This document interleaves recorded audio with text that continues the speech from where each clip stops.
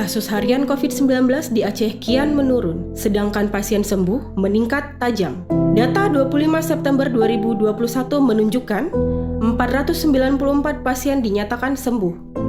Hal ini tentunya berkaitan dengan berjalannya vaksinasi di Provinsi Aceh. Tapi ketika Allah sudah COVID, pulang sudah vaksin, insya Allah ketika kena tidak terlalu parah. Pada Aceh sudah 60%. Yang COVID Pak banyak, tapi tingkat kematian kecil. Vaksin memiliki lebih banyak manfaat dibandingkan dengan efek samping yang dihasilkan.